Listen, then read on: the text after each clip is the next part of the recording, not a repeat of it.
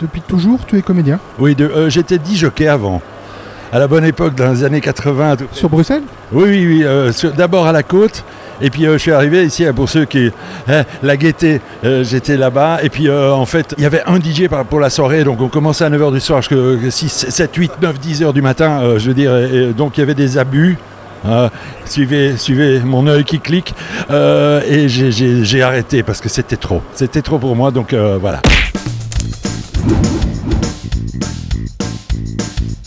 Bonjour les amis, je suis de nouveau au Cinéma Aventure, mais cette fois avec Olivier, bonjour, et je suis super content. Bonjour Olivier. Bonjour.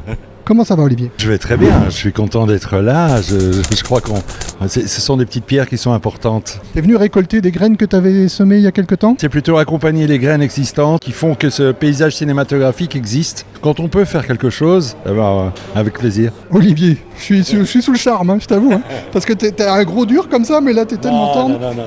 Quel est ton rôle au croisement des trois chemins? C'est pas un gros rôle, c'est vraiment une participation que j'avais envie de faire pour Jenny. C'est un flic ripou comme il peut y en avoir dans les villes, qui profitent un peu des situations et qui vont essayer d'un peu enfoncer encore ce pauvre garçon qui est déjà... qui en mange, quoi. Olivier, est-ce que pour toi le cinéma doit être porteur de messages? Pas forcément, non, pas forcément. Je crois qu'il faut faire confiance au public et à l'imagination du public. Des fois, il va y voir quelque chose qui n'a pas été écrit, qui n'était pas volontaire, et des fois, on essaie de faire passer un message qui passe absolument pas, et j'ai l'impression qu'il faut faire confiance au public. Tout comme dans le jeu, vouloir montrer la colère, montrer la tristesse, non, laisser au public le soin de vivre ce qu'il est en train de vivre quand il le regarde et de ressentir ce qu'il a envie de ressentir. Et donc pas forcément un message, non. Mais s'il y en a un et que le but du film c'est de faire passer quelque chose, alors évidemment oui, mais pas forcément. Pour toi le cinéma pourrait être aussi purement esthétique? Ah oui, absolument, c'est un art. Je pense que Tarkovsky l'avait compris, Wenders l'a compris, David Lynch l'a compris. Je veux dire, très honnêtement, pour tous ceux qui nous regardent, qui comprend totalement les films de David Lynch, alors qu'il y a une esthétique extraordinaire et un jeu, une couleur de jeu, une couleur de décor et de voilà. Donc c'est pas forcément, il faut pas l'intellectualiser, le vivre avec le cœur et non pas avec la tête. Puis David Lynch nous avait déjà dit que lui-même ne les comprenait pas ces films, donc. Oui, absolument, oui, mais il a une vision pourquoi expliquer la vision? Tout ça repasse par la tête et en fait c'est une énergie circulaire, ça ne va un peu nulle part. Je crois que c'est mieux de partager et d'aller dans le cœur des autres, voilà, de donner ça. Quels sont tes futurs projets, Olivier? C'est plutôt de la scène pour l'instant, donc je travaille avec Luc Petit, donc sur les productions.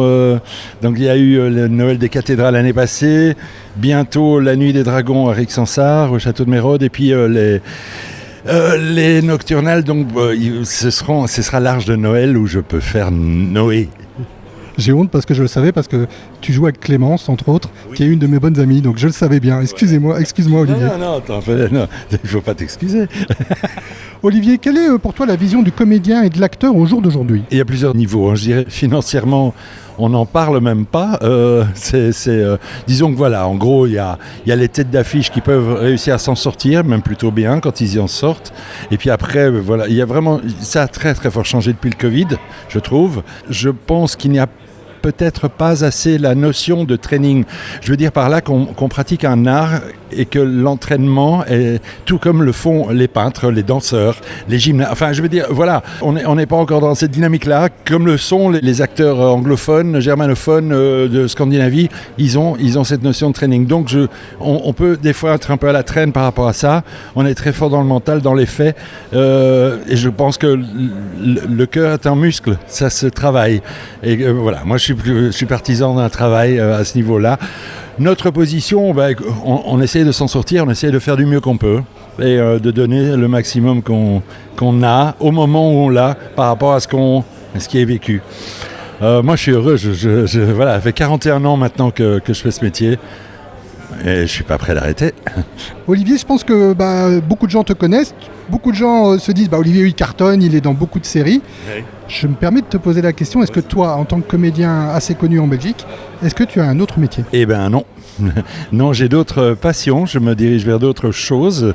Je fais de la photo et c'est très récent. Ça, il y a moins d'un an que je suis parti là-dedans. Grâce à Nathalie Sanson et une agence Armagnac, elle me fait confiance et on y va, quoi. Donc ce n'est pas un métier, c'est vraiment un hobby. C'est une des premières fois que j'en ai un. J'ai jamais eu de... Je veux dire, mon boulot me permet de faire et de me préparer. Donc je vais dans des univers... totalement différent, la plongée, c'était pour les besoins d'un tournage. Et donc, j'ai des petites passions momentanées comme ça en fonction des rôles. Mais j'ai jamais vraiment eu de hobby. Et là, maintenant, c'est un hobby on va voir ce que ça donne. Bravo. Un tout grand merci, Olivier Bonjour. Merci. Merci à toi, merci à vous.